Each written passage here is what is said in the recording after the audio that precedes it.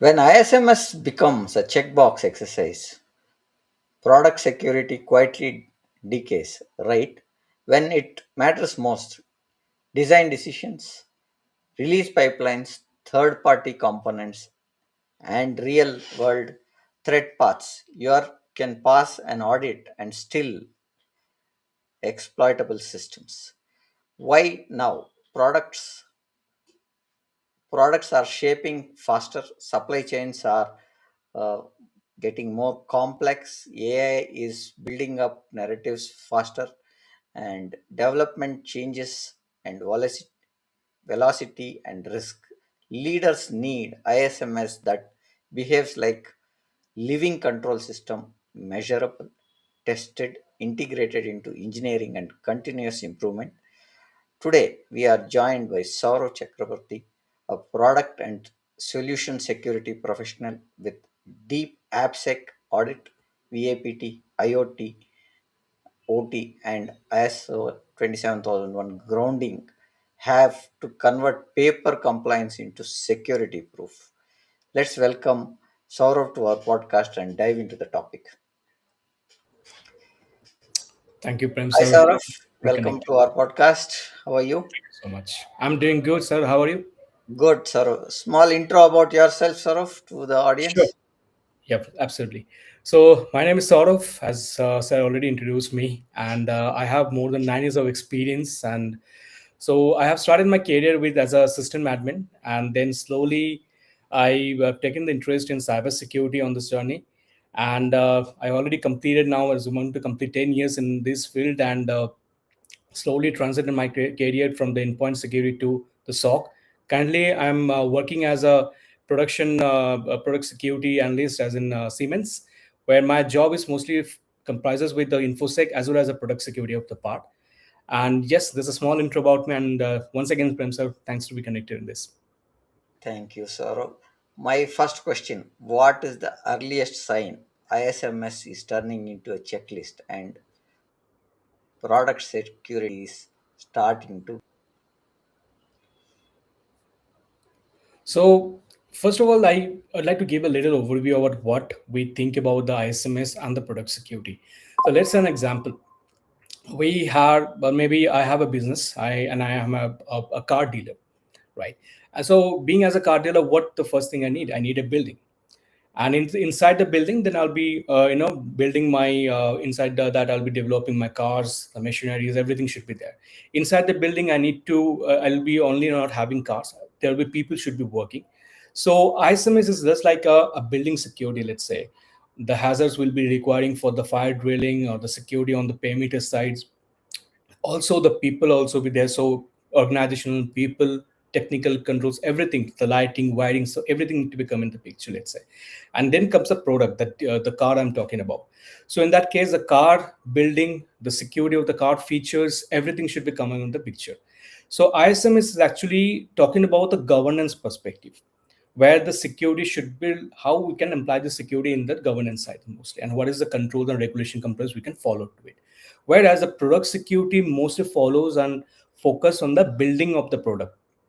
So starting from the scratch, from designing itself from until it we take it to the release, everything should be covered and all the security aspects should be measured correctly. Now the question starts is that where does this product security breaks? Because it's not started on the one sector. There are many failure points we can identify in the sense.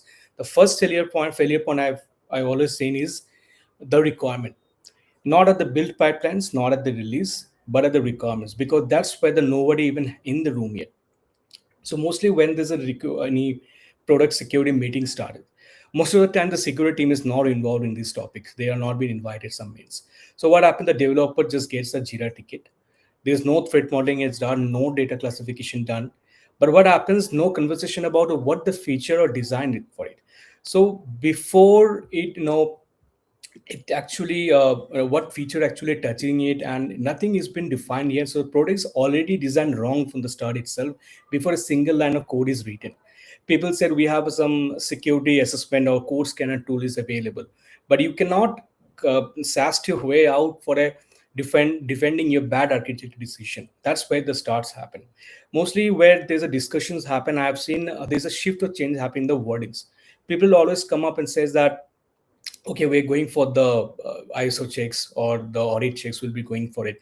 Are we compliant with? Instead of people should be asking what is the risks and how should I mitigate those risks. People just focusing on those, how well and how quickly we can comply myself, and what I need to do next.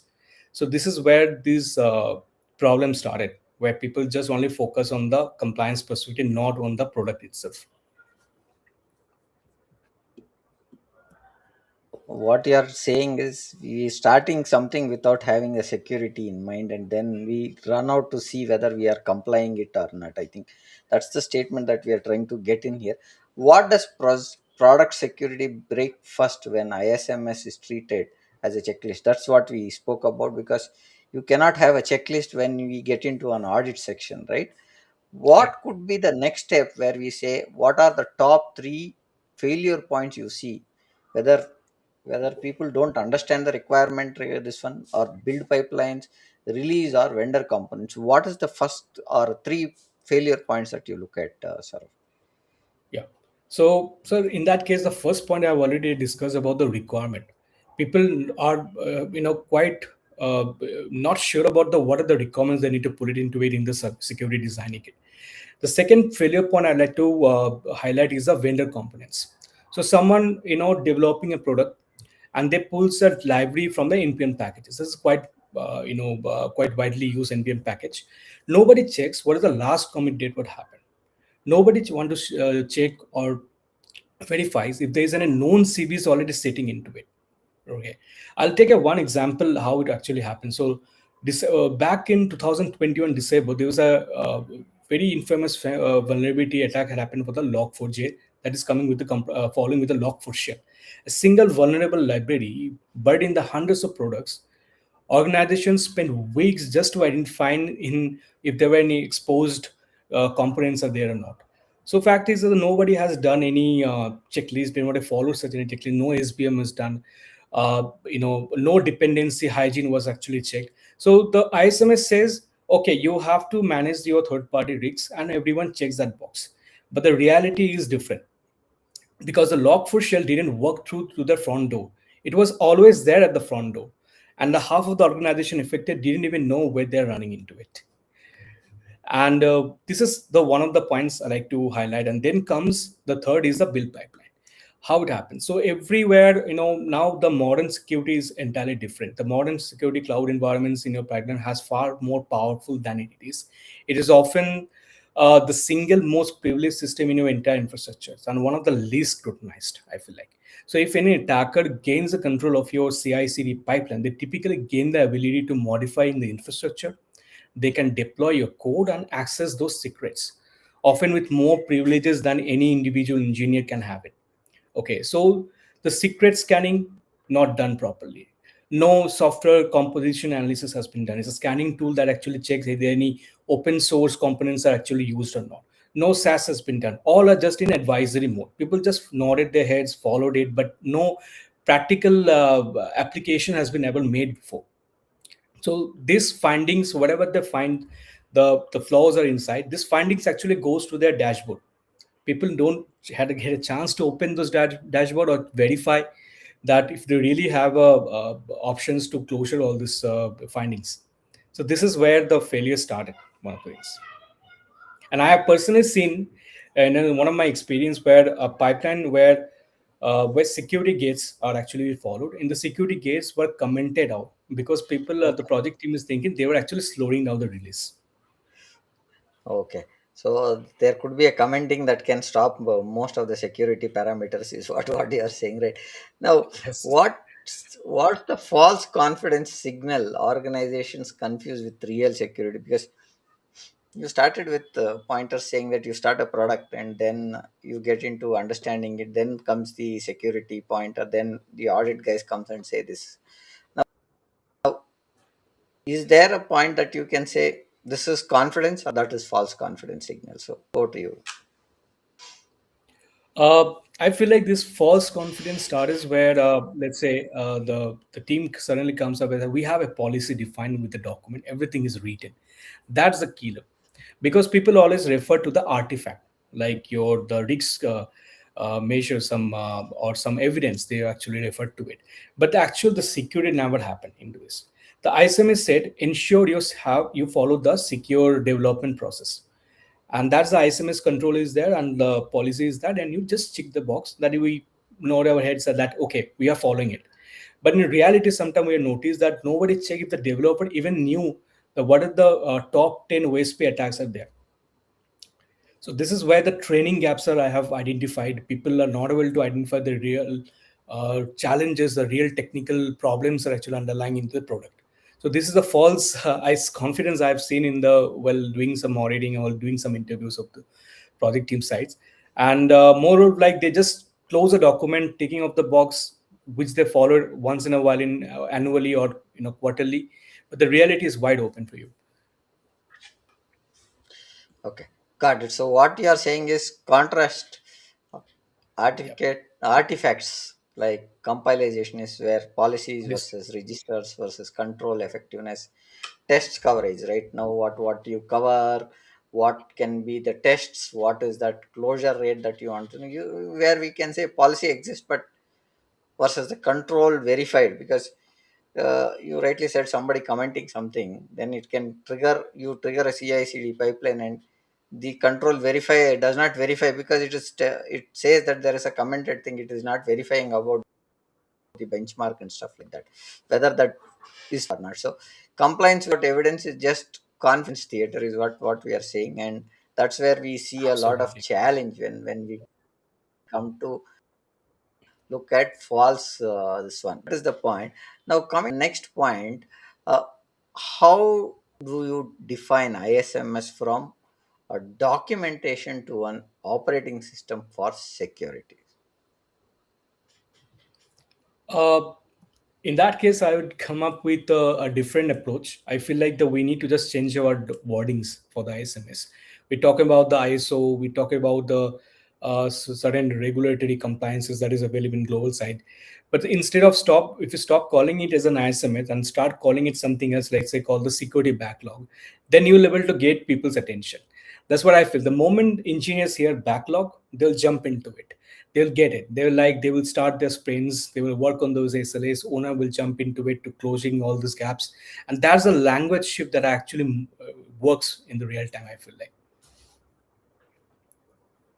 Backlog, they have to put a date to it, right? So that is another challenge. And if you really look at, if you say backlogs, then there is a problem. So people say, Right. oh, this has been assigned and it is in put in the backlog for so many weeks or so many days, then there is a challenge. What Exactly. must be measurable in ISMS product orgs? Control, coverage, exceptions, time to fix, or vulnerability depth? I think these 4 points are very important, Prem. 4 points I want to apply to if every mature organization follows a dashboard. So these four numbers are very important when they're covering in the dashboard itself, starting with the control coverage. Where we Hmm. actually doing is what are the percentage of critical assets that the company is having it. That is more important. Not just list. We need to know the what is the percentage of critical assets or applications are actually covered. Then come the exception age. Exception age is something like how long a risk exception is actually sitting in between your system in your organization. How idly it's been how long it's been idle. If it is a more than over 90 days, then it's a debt for us, and people actually forgotten it to actually work on those closures and to get it fixed. And then comes the time to fix, which is like from discovery or discovering those vulnerabilities to get it verified until its closures. But not is just an assignment or not in progress, I'm saying, but the closure. We had to emphasize this word. And comes with the vulnerability date, which is actually the how many total open findings are there, what are the trends are going on up and down in the every week. If that's need to be comprises to get our attention in every product security, I believe. I think what you are saying is you should have everything as measurable components rather than just having an expectation and then have a time to fix, and then we.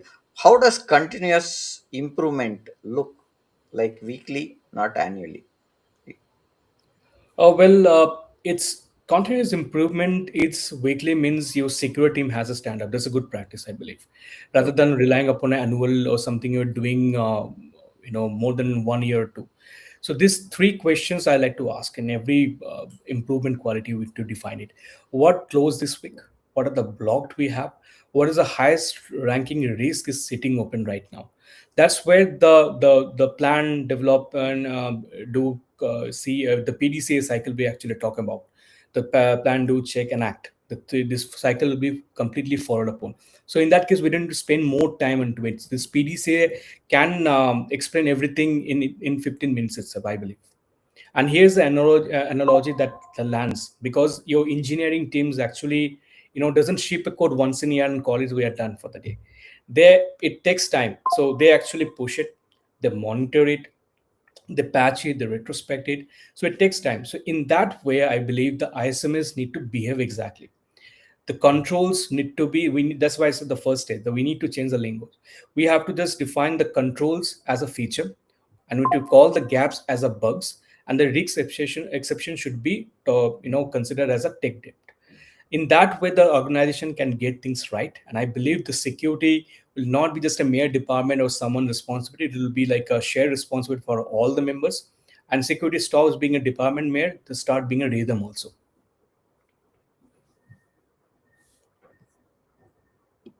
Think about some plan, do, check, act, right? So that frame is an engineering term, right? So if you really look at, they look at plan, do, act, and plan, do, check, and act, right? So now Yeah, if you look at that, they are talking about backlogs, they'll talk about sprints, they'll talk about control KPIs and retros. So they make it practical rather than, if you do it annually, I think that is not going to be plan, do, check. It is just going to be act, and correct. just act once everything is done, and then you say, okay, now let's plan, do, plan, check, and do and action. So that is how it is going to be if you don't do it on a weekly basis as a cadence, what you're saying. Now if ISMS can be measured weekly, it can also protect you daily, because when you say weekly, you are getting to know what are the blockers that you are having. So that makes a lot of difference, right? What is the difference between audit ready and attack ready? Is there something that you can put across, Saurabh? Yep. So if you're defining something as an audit ready, it means that your documentation is clear. Okay. If you're talking about attack ready, it means your controls are proven. So whatever you have documented, whatever the controls and SOA, the applicability you have defined all into it, it's already proven and it's actually up and running and working in your system and your organization. Though, but these two are completely different things, because the most organization, in reality, they actually want to invest more on the documentation rather than focusing more on the attack ready pattern. Thing is, documentation is important, but you will have to look at protection, is what you're saying, rather than Correct. saying we are ready with all the documents, but if we are attacked, we don't know what to do, kind of statement, right? So but most of the organizations have some kind of a plan, but it is not that it is 100% proof.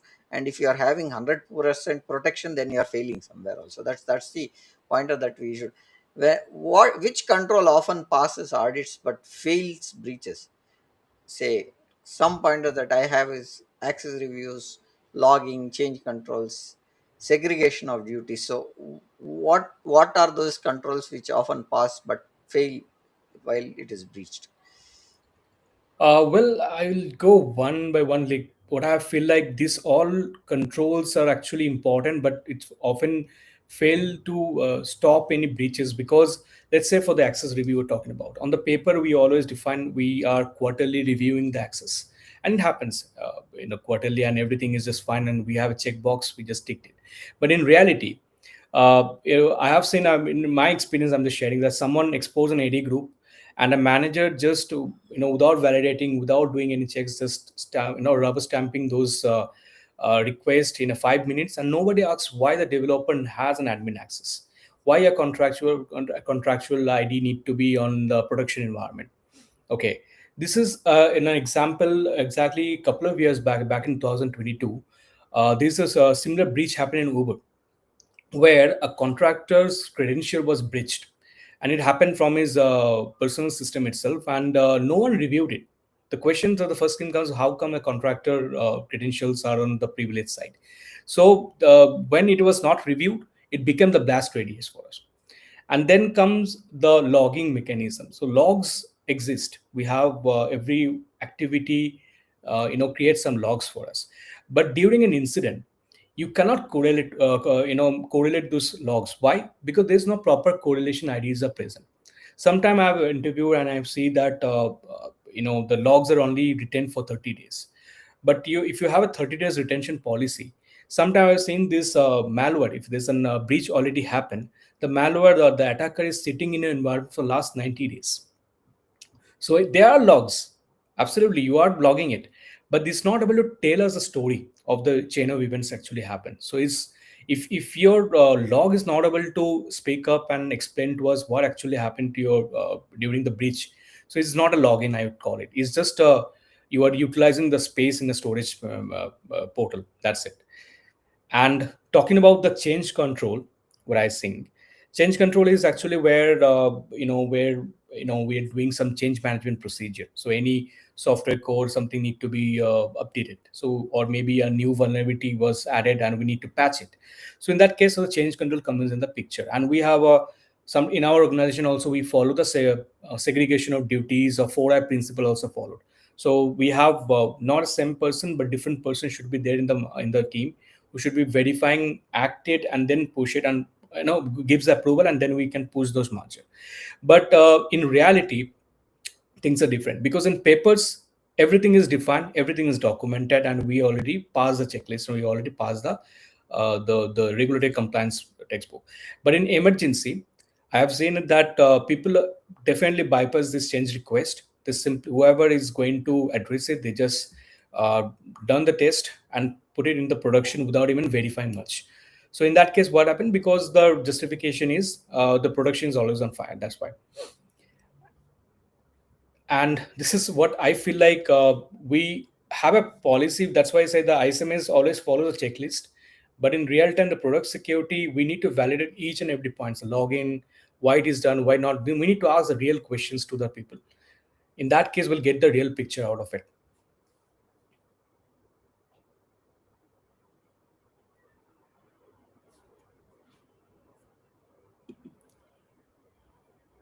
Something and I randomly doing something, right? So right questions make a lot of difference is what I understand, right?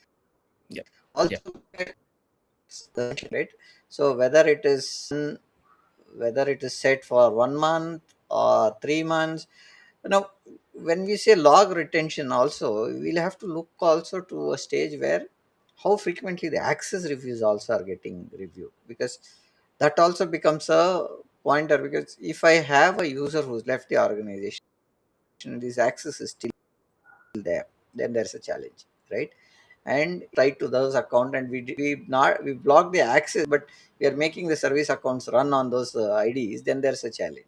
So you have different pointers that has to go look at. You mentioned one was access, the other was logging, and the change control. What changed, who changed, why they were changed, is there a role reversal that has happened and stuff like that. So I think that's the point that we are trying to get here. What proof should leaders demand that control actually works, right? So what could be those kind of proofs? I believe the real proof should be leaders' demand is not a policy document, not a dashboard or screenshots of the dashboards. I believe they should be asking the tabletop exercise and what is the outcome of the exercises. If I'm being a leader, I would be asking this question like, show me the red teaming findings and the closure rates. Show me a real alert firing was been done on a real testing environment, or show me the last time a project team actually pulled those logs during a drill activity and they actually made sense. Not just we need not artifacts, we need evidence out of it. That's what I feel like need to be asked. We are saying is it has to be evidence based, right? Correct. That's the pointer that we want to look at. There's some challenge with my. So what what I'm saying is we can push proofs, real logs and all those things, but samples, you rightly said, tabletops are one of the best ways of having things set. Uh, and this new term that we are talking about, red team finding, so that's one thing that is very important when it comes to cybersecurity, right? These red teams play a very important role, is what I understand, right? Now audits can check the paper, but attackers check the reality, so they look at what exactly they can penetrate and how they can take it easily, rather than having it in a situation where you have that in paper but it does not work, right? So that's a challenge that we should be looking. How should the SDLC plug into ISMS ISO 27001 without slowing product speeds? Because when we bring SDLC and security, there is always a challenge saying that this will slow down my process, this will slow down my development, this will create a blocker. So that's the other point that I want to understand from you, Saurabh. Well, this is something I always face it every time I meet up with the product team, and there's always that how long it's gonna Okay. take for us to get the checks clearance, clear security clearance on this, and what are the topics we need to do it, because we have a release been planned on this time.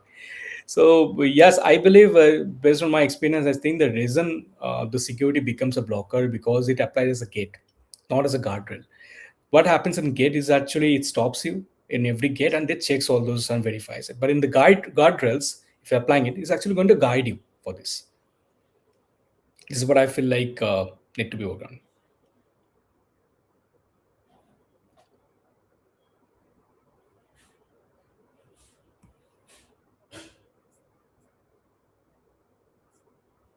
Where I'm not able to unmute myself. So sorry about it. So and I Oh, go on mute and it is so. Now coming to the next point that I want to understand is what you would have some minimum pointers that SDLC should follow, right? And how do we secure that also when we integrate ISO 27000? So what are the minimum secure SDLC gates that protect most risks? Threat modeling, SASTs, SEAs, secret scanning, and approval. So, what is that minimum, say, SDLC gates that we should have to protect? well, I believe the minimum that moves the needle without killing the speed, I believe. So this is the approach I like to take. It starts with the threat modeling. So when you are designing a product, threat modeling should be introduced at the first stage in the designing stage. Not a 6 hour workshop is needed. And maybe you can spend 30 minutes of your time and ask the really four valid questions that I need to know. What are we building? What can we go wrong? What is the impact? And what do you do about this impact? Done. That's all we could do. Then we just follow with the next step, like the SAST, security static assessment. So we have SAST done in the CI/CD pipelines, and where the developers see the findings in the peer itself. They don't need to wait for 3 weeks to get a results, come up and work on it, right? So nobody has to repeat all these things. And also done with the secret scanning.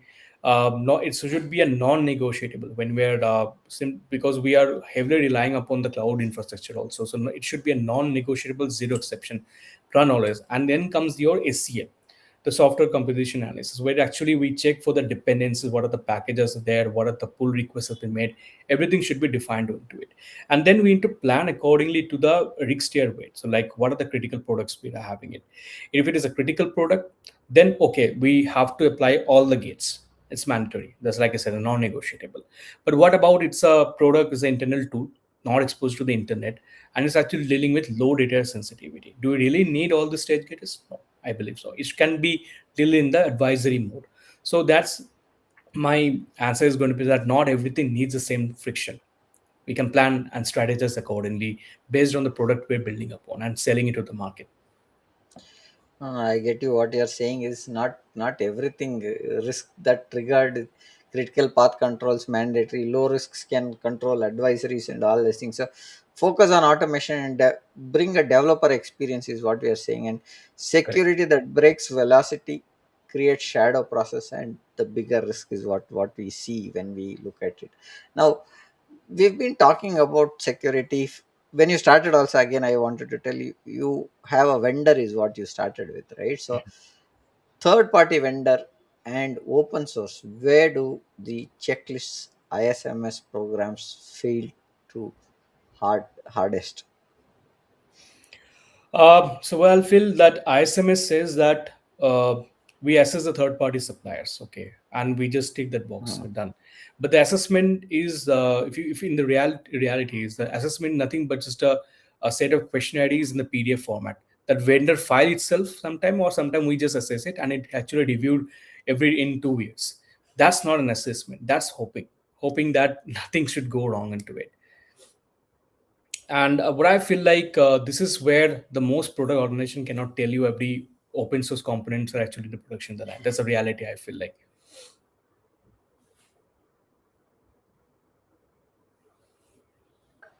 One, what's the missing most? See what what I meant to say. What is missing most often? eh, the SBOM supplier assessment depth, patch SLA, provisions check. What do you think is most missing often?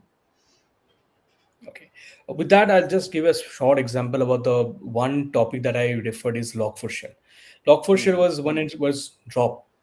Organizations were spending weeks just to find out if they're really impacted, because nobody is aware of the SBOM, what SBOM is, how it works. Mm. The SBOM could have been an answer that could have solved their problem in a minute. Yeah. Reswarm is actually where enables the team to pinpoint the vulnerable components like Log4Shell is there, so more components will be there across the portfolio in minutes rather than days, and drastically improving those response times. So if a breach occurs, Nesbom actually helps responders quickly to determine if a what do you call the compromised component is really exists in the infrastructure or not. Whereas a lot of my audience maybe did not aware of, SBOM is actually software bill material. It's an essentially a digital ingredient to list all your softwares for the. And when come the patching, you talk about the patching in the SLAs. Patching SLA should be in the tail. So we have a critical CV in a vendor component. Okay. So I've seen sometime when I ask this question that what are you going to work on those CVs? What is the SLA point when you define it? So is it 24 hours SLA or 72 hours? Or who enforce those patches? If the answer is like we email the vendor and we just wait, in that can that's not a program, that's not a full-fledged process. That is just like a prayer that how everything should not go on the south. So I'll take a one more example. Like exactly 9 years back, an infamous WannaCry ransomware attack happened. Okay, so it was the issue was when the ransomware used the internal blue exploit of a Microsoft to target the vulnerability in the Windows Server SMB protocol. Okay, I'll not go much in the technicality, but what actually happened is the Microsoft, when they identified, they released the patch within the March itself, March 2017. But the attack occurred in May 2017. It means people took time to apply those patches. It was not never been timely patched on those systems, which affecting almost millions of systems been globally impacted. Also, it crippled the organizations like UK's National Health Service (NHS), forcing to cancelling those thousands of appointments and surgeries just because the system is having to a downtime due to the ransomware attack. So these are the things we need to be aware of it. What you are saying is, see, when we had the inventory which was physical, we were able to verify that, right? So Okay. now the challenge that we see is what is the software that is white labeled, who is the purchaser, all those things has to come and be in a centralized place, which I think is missing in most of the organizations or the departments that we are looking at.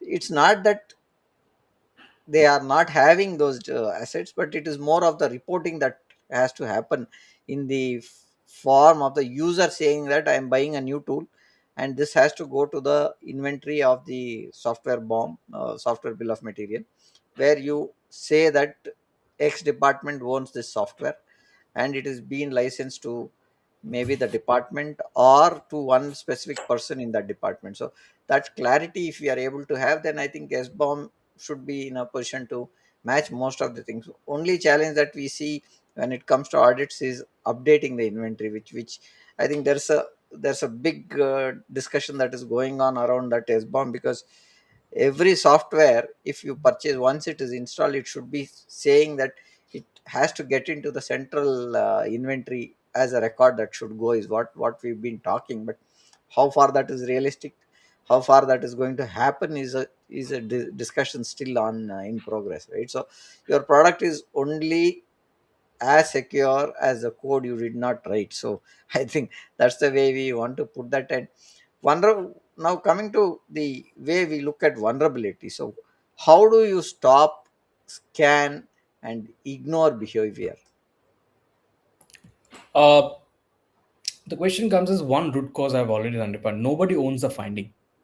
When there is a vulnerability has been reported, we always come to the question of who should own it: the risk owner, or the asset owner, or the security team, or the vendor team.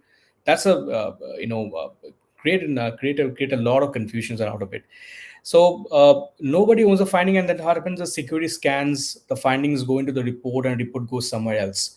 The engineering team says that it's a security team's job. The security team says the engineer team's job, and the findings, whatever is there, sits open for last 8 months until there's a breach happens, and everyone is surprised that okay, we got a breach.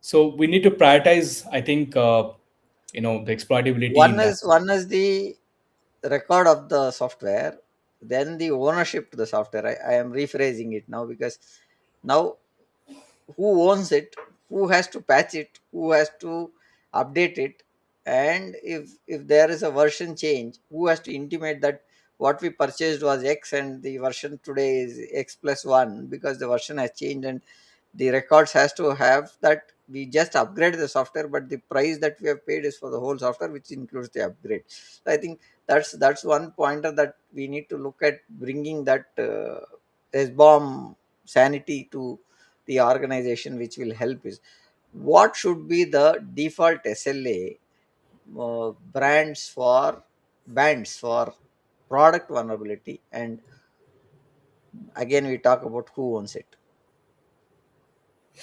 Uh, Before coming to the default ISLA, I think we need to just understand the what are the factors or the prioritization people mostly do it. So like the people just push back on the CVSs. The CVSs actually is a common vulnerability scoring systems which give you a score of based on the severity, right? So sometimes people talk about we have a CVS score of 9.8 and we have a CVS score of 7.2. Now people need to understand. I think as a infosec personnel, I think we need to differentiate these two topics thing. The fact is CVS just give you a score, it doesn't give you the context of that severity. Because when it says that, let's say I'm going to assess doing the assessment and I'm seeing the CVS score 9.8, it's actually sitting on an air gap system where there is no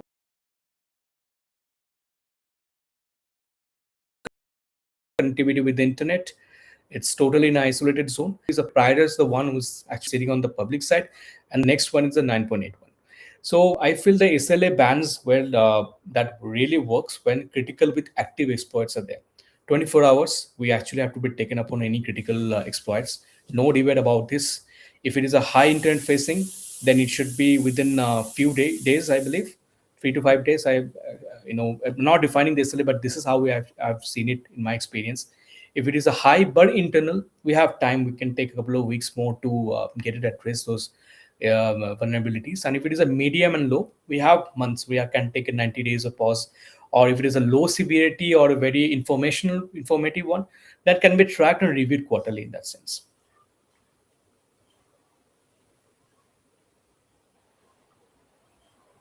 What we are emphasizing is we should look at the discipline, the severity, what is the context that we are looking at. Recommend that you put a owner to it. That's the primary thing that we should look at. And product teams want to fix if there is a product issue. When there is security, has to be enabled in such a way that we verify everything, so that that is coming into the system. A vulnerability report is not just a security score, but closure of security also is what I'll say. When you say which we are gap, there's a gap, and we can get into, when it comes to audit, you can get into the NC mode, and that can also trigger a lot of noise in the system, right? Now when we were talking about logging and monitoring, what evidence look like for product security? What does evidence look like for a product security? Well, in that case, I'll just go back to my days when I was working as a tier two, tier three analyst actually here. So most of the in every DFI engagement happens, the first question is always asked that can you give us a logs from last 90 days across the systems? And we get some bizarre answers. We sometimes we get an answer like depressingly often, like we have 30 days retention period, or those logs are not centralized. Worst of all, we could say that we have log in that system, but we never set up a forwarding. It means the logs never been reached to the same tool. There's no centralized mechanism available. So in such cases, any breach happen, we don't have a chance to get all those logs. And now the challenge is we are in a blogging state, so we cannot investigate something that we didn't record it. This is where the challenge comes first. I think what I will say is one of my experiences. We were having logs, but we were not having it centrally. I'll take that point because when we started looking at logs, what used to happen is as we are having this GDPR compliance and everything, you cannot ship logs from UK to US because it becomes a GDPR compliance, right?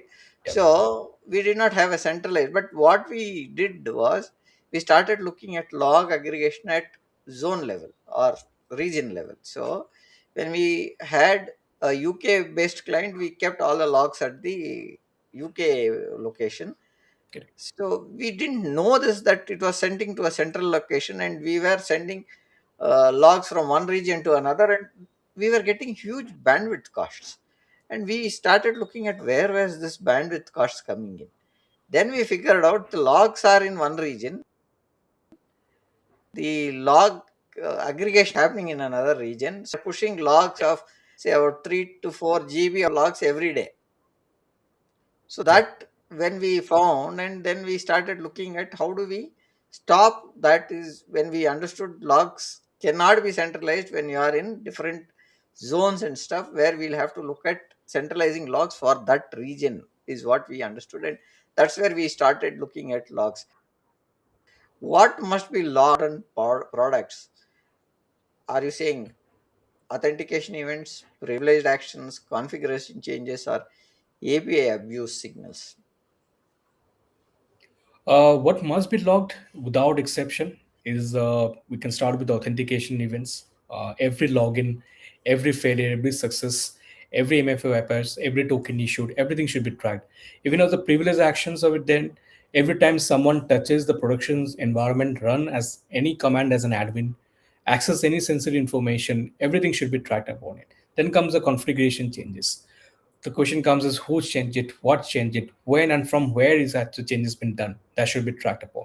Talking about the API abuse signals, so right, the telemetries will be requiring to identify if any rate limiting breaches are there, or any abnormal payload size has been been incorporated with those APIs, or any authentication pattern that's completely outside the normal behavior. That's where we can start doing the login, and we can it will help us in the finding out the actual problem when there's a real breach happens.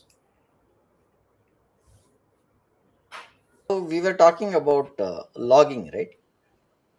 Now, how do we ensure? Because we logged many of the things. We log everything that is there, and we also have a retention period. How do we ensure logs are useful during incidents like correlation IDs, retention integrity, retention and integrity? So, how do we look at having that they become useful during an incident? Well, in that case, I said the details that separates mature login from a checkbox login is the correlation IDs, I believe. Every request, every transactions, every actions should be tagged with a unique ID of it that flows from end to end of the system. So when an incident happens at a very odd hours of time, let's say at a 2 o'clock in the midnight, your analyst actually pulls one ID, and it actually helps them to reconstruct the entire chain of events. Without it, what so you have to do the thread across those disconnected sources manually, because when a breach happens, those hours will cost you everything.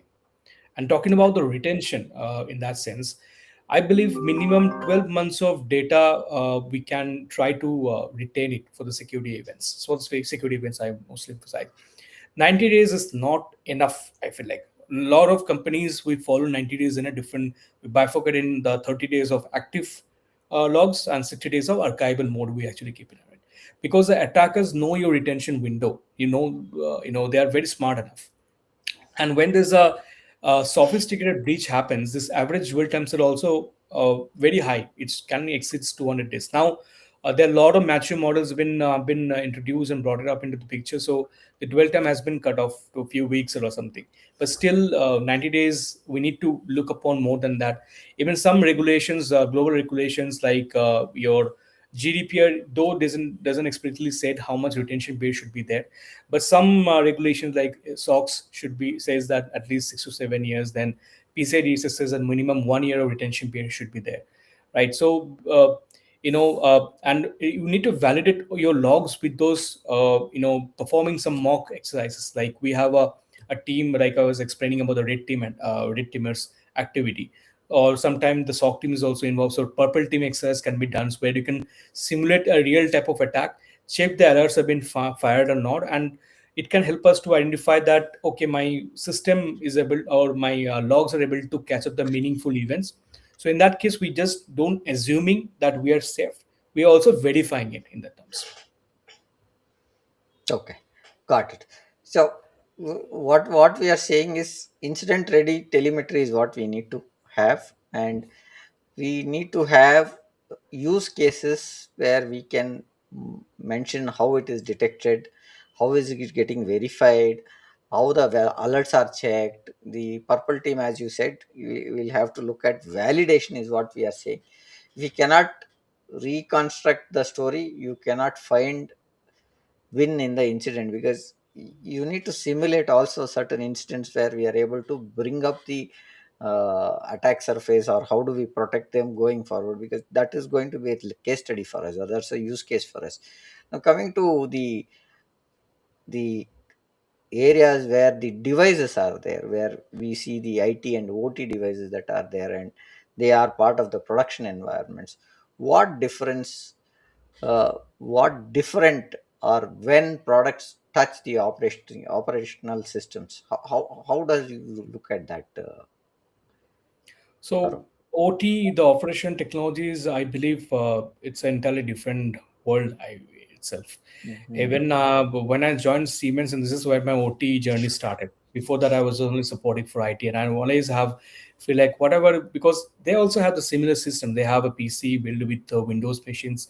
All you just need to do the same way we've been practicing it for a long period. Okay. But this is where the standard ISMS thinking breaks completely in, because in IT, you patch something, you update, you restart, Mm. and Mhm. everything comes in the fast cycles, and Yeah. everything in falling in an acceptable downtime. But in operation in OT, it's an industry, so a patch might require shutting down the entire production line, and a restart might mean a safety system may go offline also.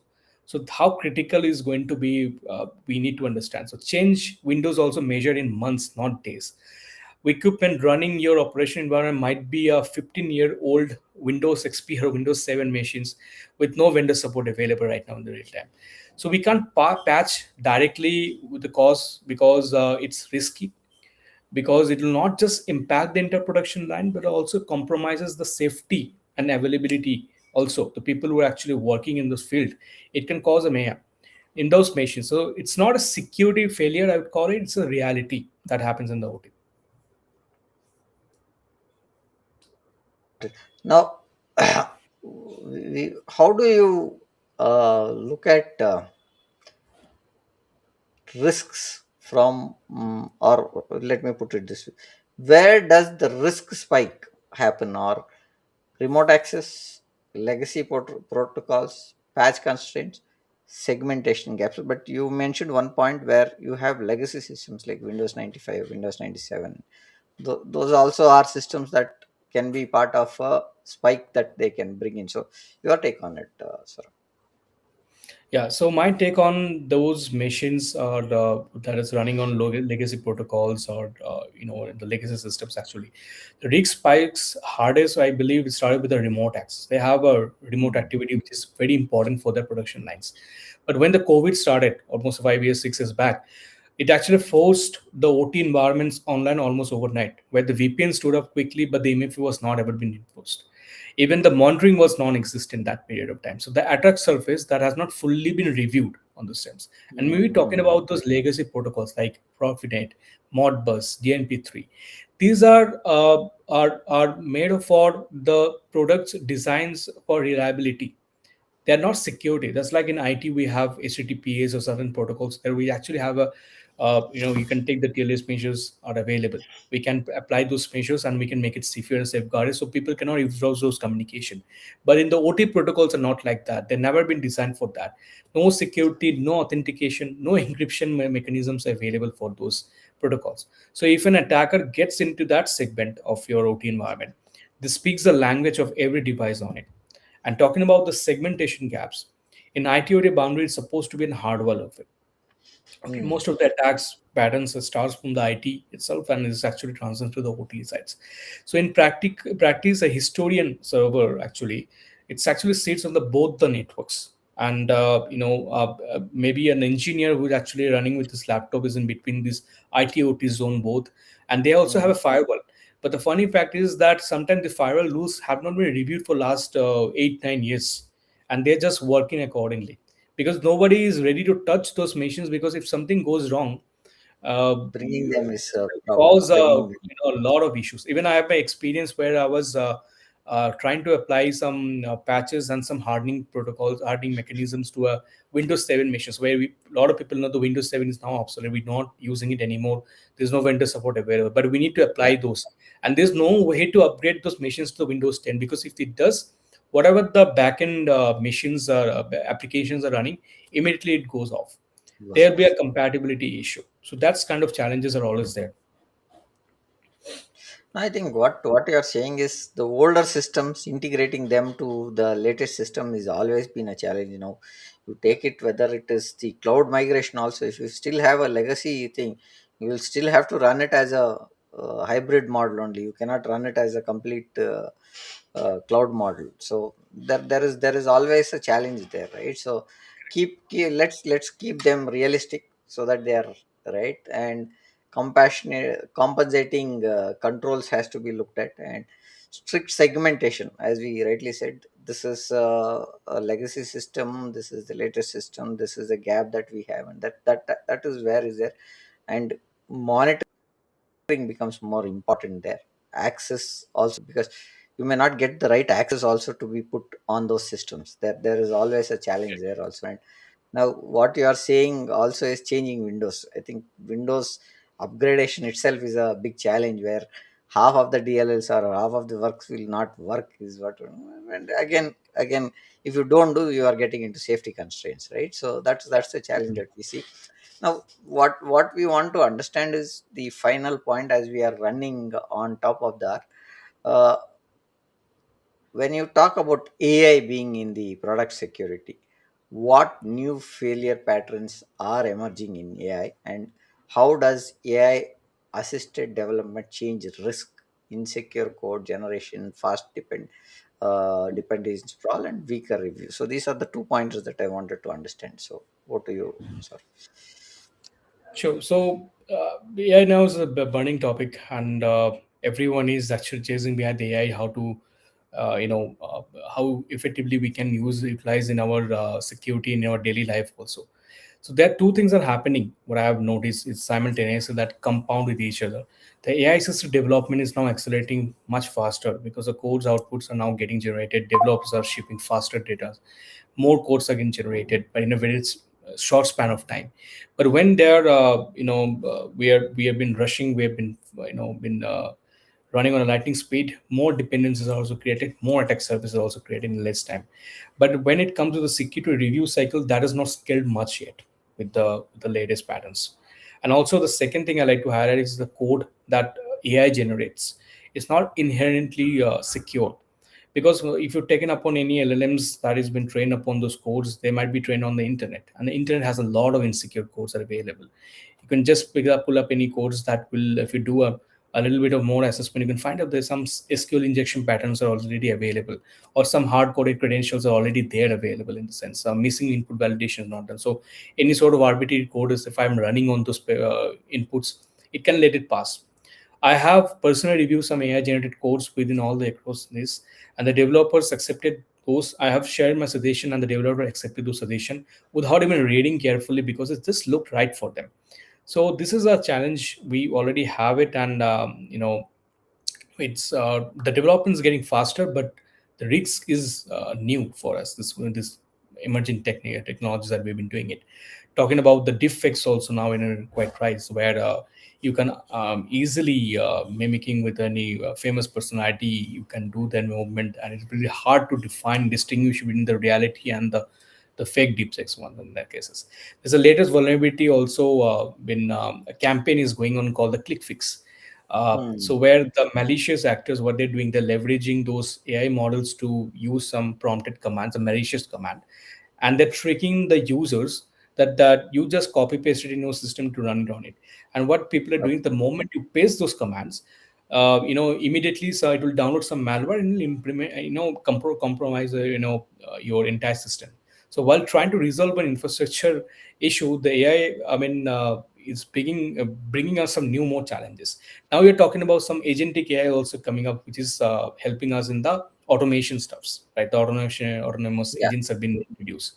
Now, I think last year itself, like, there's a bizarre news came up with like there's an agent was working in the infrastructure, and there's a issue been flagged it up, and the agent AI agent thought determined the best fix is going to be delete the entire environment and recreate the environment at the admin level access. And this was caught at the vigilance when human vigilance has come in the picture. Now, but and also it actually caught by an accident. It was about to get missed. Just imagine if it was Hmm. really been introduced, it will cause a mayhem in that system. So yeah, Yeah. that's where we are stuck in. So that brings us the pointers that I have taken some of the notes which we have been discussing over the last 55 minutes, right? So check for not produce safety is what we are saying, and real safety or security is proven through tested measurable controls. That's the first point that we are saying. Attack ready beats audit ready. Demand evidence, tests, drills, closures, not just policies and registers, because we have seen a lot of policies and registers now after AI coming. At least we are seeing a lot of things that are getting tested, simulated, and then we are able to prove, get some of the secure. SDLC works when it is automated, risk tied, and developer friendly. Security becomes a real release enabler because everybody wants to release better code, safer code, faster releases, and faster deployments, right? So that's what we can achieve. Supply chain and vulnerability closures are true maturity makers. SBOM, SCA, patch SLAs, ownership clarity makes a lot of difference when we really look at how ISMS can help us in this one. Now you can in 90 days you can shift from paper to proof with controls tested like CI/CD, pipeline integrity, telemetry readiness, which we spoke about, because you need a telemetry to look at that is getting updated on a regular basis, right? And the metrics that are maintained for us to look at. So that's the pointers that we want to have as a takeaway. And any final words before we conclude, Saurabh? So first of all, thanks for having me, Prem, and it was a really great conversation. And I hope we will to share more platforms like this, and we'll share our insights about the what is the latest things that are happening, how we could make up. Being an as infosec professional, the first thing that come up, in my mind is how we can safeguard, how can we make the best practices among the not just an Yeah. organization level, but as in our daily life also. Since we are quite exposed to the digital assets, we need to be quite be aware of what's happening around the world and how could we share this information to the right people at the right time. No, I definitely take that point because now in India, ISMS is one point, but now DPDP is going to play a major role where you need to look at compliances, right? So you cannot have checklists only. You need to look at controls. You need to look at policies. You need to look at proofs that give you that value that the implementation of the policy is done, and we are on the right track. So that's what I think is more. So thank you for bringing the ground reality here on this. And the strongest insight today is ISMS should behave like a living operating system, controls that are integrated, tested, measured, and improved continuously is what we are saying. Passing audit is good, but protecting customers, platforms, and reputation it should be considered as a mission, right? So, if you want to look at transformation of an ISM from checklist to security proof production, connect with our team or people who can help you get to understand this. Kreesalis has a product that we are trying to bring up, and it's a community that we are building, where we want all the GRC teams to be part of the system and also bring up a product which can enable GRC frameworks for us. So with this, I think we are on top of the hour. And good day, and thank you for being here, Gaurav. It means a lot of thing for us, because making time to be part of the podcast and discuss this real pain points is required in today's environment. And thank you for that, Gaurav. Thank you so much, man, for having me.